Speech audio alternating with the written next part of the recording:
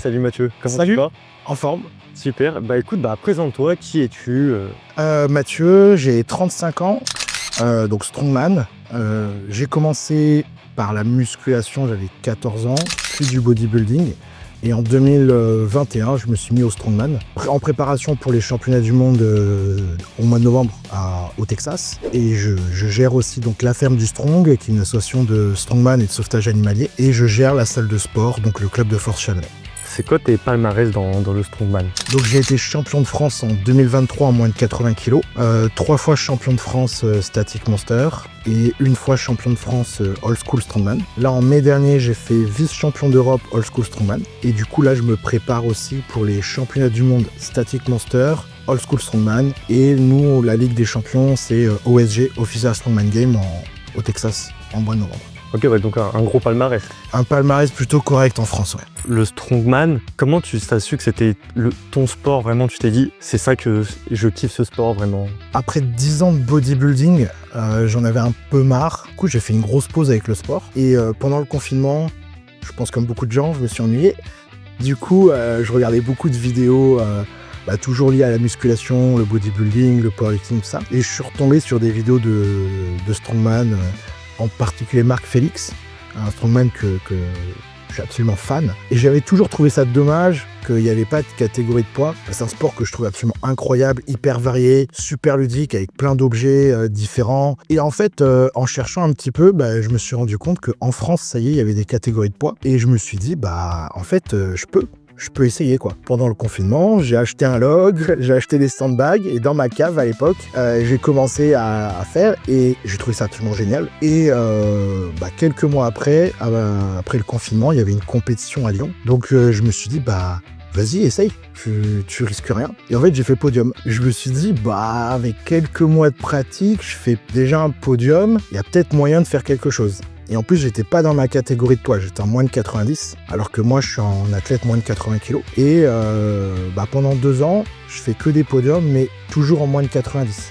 En France, il n'y a toujours pas ma catégorie. 2023, la catégorie moins de 80 est créée, et champion de France. Et juste avant ça, en novembre 2022, j'arrive à me qualifier au championnat du monde OSG, donc qui est vraiment la ligue numéro 1 au monde pour les catégories de poids. Et je me dis, quand même, au bout d'un an de pratique, je me qualifie au championnat du monde. 2023, champion de France. Vas-y, il y a moyen vraiment de faire quelque chose. Du coup, je me suis beaucoup plus investi. Et du coup, avec ma femme, on a monté la salle de sport et on a ouvert la ferme du Strong. Et puis après, de fil en aiguille, tout s'est développé. Donc en fait, en tombant en mode ce sport, tu t'es dessiné, en fait, tu as découvert un véritable potentiel, en fait, du coup. Ouais, par hasard en fait. Au départ, c'était juste pour m'amuser, pratiquer la musculation différemment, de façon plus ludique. En fait, je me suis rendu compte que j'étais pas mauvais, donc on y va quoi. Qu'est-ce que c'est le strongman? D'où ça vient? Quand ça a été créé? Est-ce que tu peux nous éclaircir là-dessus? Alors le strongman, c'est un sport qui lie plein de disciplines en fait. Ça vient à la fois des jeux du cirque 18e, 19e siècle en Europe, mais aussi aux États-Unis, avec des grandes figures comme le Canadien Louis Cyr, Louis Uni, qui était aussi un strongman old school français. Il y a plein de gros athlètes old school qui jouaient dans les jeux du cirque, en fait, qui faisaient des spectacles. À la base, c'est plus spectacle dans les cirques. Ok. Mais ça vient aussi des pays scandinaves qu'on appelait les stone lifters, qui en fait soulevaient des grosses pierres. Ok.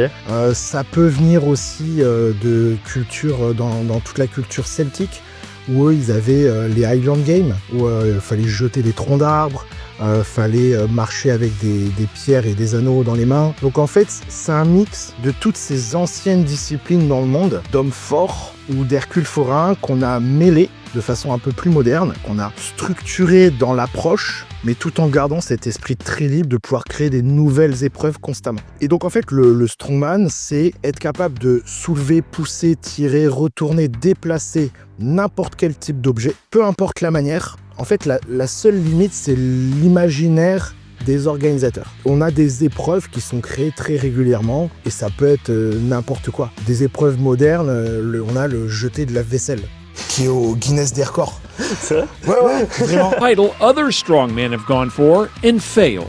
He works out 6 days a week and takes in 6,000 calories a day. En fait, c'est à la fois des épreuves très anciennes qui viennent du 18e, 19e siècle, voire encore plus anciens pour les cultures scandinaves, et des nouvelles épreuves très loufoques qui apparaissent encore aujourd'hui, comme par exemple le car walk, où l'objectif c'est de soulever une voiture et de courir avec, parce qu'il y a des gars qui courent avec des voitures à 500 kg sur les épaules, et du coup tous les athlètes sont évalués sur 5, 6, 8 épreuves sur 2 ou 3 jours. Et à la fin de cette compétition, on voit qui est le plus fort de manière générale. Un strongman, ça va pas être quelqu'un qui va être que fort sur, comme en powerlifting, sur 3 épreuves très codifiées, tout le temps les mêmes, etc.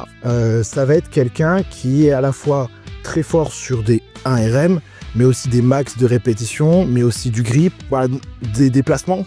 Parce que des fois, ça nous arrive de déplacer n'importe quoi, des enclumes, des boules de béton, etc. Et en fait, c'est l'expression de toutes ces forces différentes qu'on mêle, et c'est l'athlète le plus complet qui est un homme fort. Qui sont pour toi les champions, enfin en tout cas de manière générale, les champions les plus marquants du strongman? Alors, les plus marquants, ça va dépendre des critères.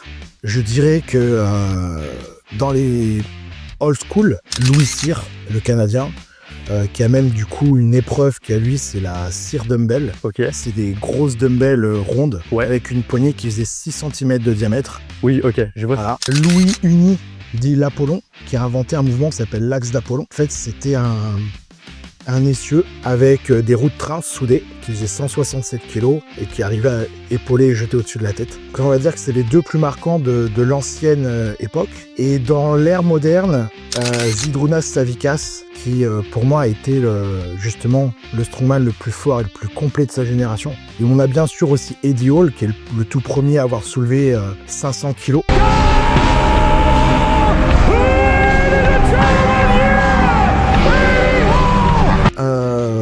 Et là, en ce moment, je dirais Mitchell Hooper est hyper régulier, il est hyper complet, il domine vraiment en ce moment. Même s'il n'arrive pas à gagner les World Strongest Man, il l'a gagné une fois, mais ça fait 2 ans qu'il n'arrive pas à le gagner. Mais en fait, il gagne toutes les autres compétitions. Chez les hommes open, la ligue principale, c'est Giant Live. On a aussi Rogue Invitational et l'Arnold Classic, qui sont vraiment des compétitions très importantes pour les hommes open, et ils les gagnent toutes. Si on reste dans l'esprit du strongman, comme je disais tout à l'heure, où il faut être le plus régulier, le plus complet, pour moi, à l'heure actuelle, le numéro 1 mondial, c'est Mitchell Hooper. Et du coup, maintenant, passons aux exercices. Pour toi, exercices les plus emblématiques? Dans les mouvements vraiment, on va dire, mythiques du strong, on va avoir le deadlift, mais le deadlift strongman. Oui. Donc nous, c'est un petit peu différent. On a une deadlift bar, on a l'équipement. On va avoir le log, qui est un mouvement absolument mythique. On va avoir les Atlas Stone, c'est carrément l'emblème de notre sport. Ça, c'est vraiment un des mouvements les plus de base. Le yoke, c'est la structure qu'on porte sur le dos et on se déplace avec. Et après, les farmers. Les farmers, voilà. Si je dois en choisir 5, ce serait ça. Alors, le strongman, comme beaucoup de personnes, je pense d'un point de vue extérieur, il est vu comme un sport extrême. Toi, tu en penses quoi de ce terme-là? Alors, ce que je dirais, c'est que le strongman, c'est un sport qui est absolument accessible à tout le monde. N'importe qui peut pratiquer ce sport. J'en veux pour preuve, dans ma salle de sport, on a une personne qui a une fracture de la colonne vertébrale, okay, et qui est en rééducation grâce au strongman. Donc, et là, justement, hier à l'entraînement, il me disait qu'il avait déjà récupéré beaucoup de mobilité, qu'il avait déjà récupéré beaucoup de force, etc. On a Yves, 70 ans, qui pratique le strongman. Voilà. Donc on a vraiment plein de gens qui viennent au club de force Chalonnais, soit pour de la rééducation sur conseil de kiné du coin, soit tout simplement pour retrouver de la mobilité, de la vitalité, etc. Donc le strongman pratiqué en loisir, je suis convaincu que c'est l'un des meilleurs sports au monde pour bien vieillir, parce que c'est des mouvements complets avec des objets du quotidien, donc c'est transmissible immédiatement en fait dans la vie de tous les jours. Je prends l'exemple on parlait des farmers, le top 5, c'est ni plus ni moins que de porter les sacs de course. Si tu arrives à te déplacer avec des farmers qui font 40-50 kg par main, ce qui est tout à fait accessible pour n'importe qui, après les courses c'est hyper facile. C'est vrai. Ce sport, en plus d'être ludique, où t'as pas l'impression de faire de la musculation, ça va te renforcer, ça va te permettre de pouvoir le transférer dans la vie de tous les jours, ça va t'apprendre à bien te positionner, ça va t'apprendre à bien déplacer les charges, donc ça va t'éviter justement de te blesser dans la vie de tous les jours, te renforcer, te sentir plus fort, voilà. Et contrairement à ce qu'on pense, c'est un sport qui est très cardio. Je vous invite à prendre un sac de 50 kg, à courir 10 mètres, poser, reprendre le sac, 10 mètres, poser, reprendre le sac, ça pendant 20 minutes. 20 minutes? C'est ce qu'on fait souvent à l'entraînement, oui. Ou des fois, on le fait avec le yoke, où on doit faire 20 séries de 10 mètres le plus rapidement possible. Ah oui, ok. Alors, c'est pas forcément lourd, mais c'est hyper cardio. Et donc, du coup, c'est un sport qui est vraiment adapté à la vie de tous les jours. Donc, pratiquer en loisir, je pense que c'est un des sports les plus complets, les plus sains et les plus adaptés au monde moderne. Pratiquer à très haut niveau, comme n'importe quel sport, ce n'est pas santé. Donc, où je pense que oui, le strongman pratiqué à haut niveau, pour répondre à ta question, c'est un sport extrême. Parce que c'est un sport où le but, c'est de soulever des charges très lourdes, des objets très encombrants. Oui, je pense que pratiquer à haut niveau, c'est l'un des sports les plus extrêmes. Ça ne veut pas dire que c'est pratiqué par des gens bêtes. Ah oui, oui, bien sûr. Parce que pour pouvoir soulever des charges très lourdes avec des objets techniques, il faut avoir une bonne analyse anatomorphologique, il faut avoir une bonne analyse biomécanique sur tout ce qui est vecteur de force, etc. Et du coup, il faut avoir quand même une certaine intelligence pour pouvoir pratiquer des mouvements efficients. Tout le monde, en fait, peut pratiquer le strongman. À n'importe quel âge, jusqu'à un max d'âge à peu près? Alors, j'allais dire 7 à 77 ans, c'est même pas vrai. On peut commencer encore plus tôt, puisque du coup, on a des stones qui font... je suis en train de travailler sur des stones qui vont faire entre 5 et 30 kilos pour les enfants. Ok. J'ai des petits sandbags qui font même pas 20 kilos. Aux États-Unis, là, ils ont lancé des Mighty Strong. C'est vraiment pour les enfants qui marchent à peine. En fait, c'est des farmers en mousse, des barres en mousse, etc. C'est génial. En fait, on va pas soulever lourd quand on va être avec un enfant, mais on va lui mettre des objets qui vont ressembler aux objets des adultes, ultra adaptés, et du coup, va y avoir l'apprentissage moteur. Donc en fait, ça va être une façon détournée d'utiliser le strongman, même si c'est ultra léger. Mais en fait, on va travailler le parcours moteur sur des mouvements qu'ils vont rencontrer tout le restant de leur vie. Ok. Donc en fin de compte, c'est super intéressant. Et plutôt que de faire des parcours moteurs où tu passes sous un cerceau, tu passes par-dessus une barre, tu passes sous un cerceau, tu passes par-dessus une barre, tu marches dans des cerceaux, bah là en fait, on fait un parcours moteur avec des objets un peu plus ludiques, comme fait papa et maman, et sur des trucs qu'ils vont rencontrer après tout le restant de leur vie. C'est peut-être même encore plus malin. On aimerait bien, dans la prochaine salle, justement, avoir des créneaux pour les enfants, et adaptés avec des tranches d'âge, et donc à chaque tranche d'âge, il y aura en fait une logique. Donc au début, vraiment, parcours moteur, après travail de l'équilibre, de la proprioception. Passé un certain âge, on va commencer à faire du renforcement profond pour tout ce qui est le gainage, les paravertébraux, intervertébraux, etc. Et après, au fur et à mesure où du coup ils grandissent, toujours dans cette logique de développement du corps de l'enfance à l'âge adulte, où à chaque tranche d'âge, on travaille ce qu'ils ont besoin de travailler. Et une fois arrivé à l'adolescence et fin de l'adolescence, là, on commence à mettre des charges un peu plus lourdes. Et du coup, il y aura le Strong Kids en fonction des tranches d'âge. Ah, si, Kid Strong. C'est pas mal ça. Ouais. Pendant que papa et maman, ils vont soulever des logs et des yokes, et ils nous laissent les enfants comme ça. Et en fait, ça arrange tout le monde. Et les enfants, ils apprennent à se déplacer et à avoir ce travail de coordination, de proprioception, pendant que les parents font leur séance de sport. Tout le monde y gagne. Est-ce qu'une personne qui pratique depuis un certain temps le streetlifting, par exemple, a un avantage dès qu'il commence le strong? Fatalement oui, parce que vous avez le squat. Donc il y aura une grosse prise de force. Le strongman, faut être très fort des jambes. L'immense majorité des objets, on les ramasse du sol. Plus du soulevé de terre qui va nous avantager, mais si déjà on a une grosse base de squat, ça va être très intéressant. Pour toutes les épreuves de déplacement comme le yoke, les farmers ou les medley objets, le fait d'avoir un gros squat, ça peut aider aussi. Vous avez les tractions. Donc même si c'est pas dans le même axe de force, il y aura quand même une grosse puissance au niveau du dos. Donc qui pourrait être un gros avantage, encore une fois, sur tout ce qui est porté, pour tenir la stone près de soi, le sandbag près de soi, etc. Tout ce qui est le slack, vous aurez un slack puissant du coup. Donc ça, après, un slack puissant grâce retraction, une grosse force de jambes grâce au squat, un bon travail de quelques mois sur la technique pure du deadlift et je pense que vous progresserez beaucoup plus vite que quelqu'un qui fait pas de street. Les muscle-up qui peuvent vous apporter un gros travail de coordination. Nous on en a beaucoup besoin puisque comme c'est que des mouvements fonctionnels qu'on fait, le muscle-up ça vous apprend à avoir un gros travail de coordination, à travailler sur toute une chaîne moteur. Donc du coup ça peut être aussi un avantage. Et donc dernier mouvement, les dips. Les dips là où ça va être très intéressant, c'est que encore une fois on va pas être sur le même axe et le même vecteur de force puisque vous poussez vers le sol, mais par contre avec un travail de transfert positif, on peut complètement prendre cette puissance que vous avez développée sur les dips et vers le sol et ensuite avec les exercices bien adaptés la développer pour la transférer vers les mouvements d'overhead comme le log, la dumbbell et l'axe. Là où il va y avoir peut-être un travail à faire, ça va être en fait sur la coordination entre le bas et le haut du corps. Puisque vos 3 mouvements en poids de corps n'utilisent pas les jambes et votre seul mouvement du bas de corps est un mouvement de force pure qui ne travaille pas sur l'explosivité et la transmission sur le haut du corps. Alors que nous, par exemple, sur le log, l'axe et la dumbbell, on a ce qu'on appelle le push press et donc c'est la puissance des jambes qui sert à mettre de l'impulsion pour développer au-dessus de la tête. Ok. Et donc ça va être un truc à travailler, mais avec des semi-techniques d'haltérophilie, normalement, voilà. Donc je pense qu'il y a plus d'intérêt entre le streetlifting et le strongman que de la musculation classique. Quel rôle tu joues dans la communauté des strongman? Alors, au début, j'ai donné un petit coup de main sur l'organisation des compétitions. Et en fait, petit à petit, de fil en aiguille, quand avec Marine, on a ouvert la ferme du Strong, on s'est vraiment impliqué dans le développement complet du strongman en France. Donc, nous, on est une association indépendante, on n'est pas une fédération, et on le sera jamais. La fédération, c'est vraiment Henri Rodolakis, président de la Fédération française de strongman officielle. Lui, il gère la fédération. Mais avec la ferme du Strong, nous, notre objectif, c'est de développer le strongman sous tous les angles possibles. Et donc, on organise des compétitions qui permettent de se qualifier directement à l'international. On organise des séminaires pour former les débutants, pour qu'ils apprennent directement les bons mouvements, les bases du sport pour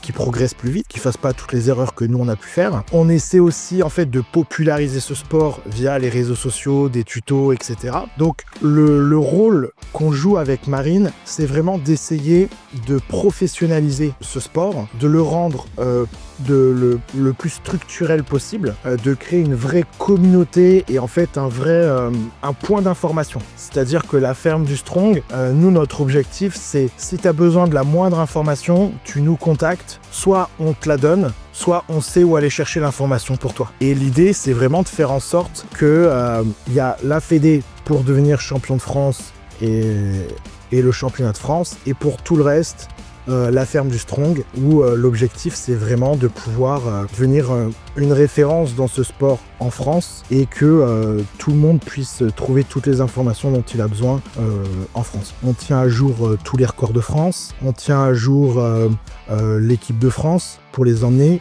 Quand on a des athlètes qui font leur première sélection à l'international, on va les aider dans soit les papiers, soit les aider à trouver le logement sur place, soit les mettre plus facilement en lien avec les présidents des organisations à l'international. Par exemple, pour l'équipe de France Old School Strongman, on s'est chargé de faire l'inscription pour toute l'équipe de France. Ils avaient rien à faire. On leur a trouvé l'hôtel, on leur a trouvé tout sur place. Pour les Static Monsters, exactement pareil. On a cherché le meilleur compromis pour les hôtels, aller prendre l'hôtel à cet endroit-là. Pour l'inscription, c'est à tel endroit, pour ci, pour ça. Par exemple, pour les États-Unis, on leur a fait un process. Attention, n'oubliez pas, il y a le CERFA à prendre. Voilà le lien du site pour le CERFA.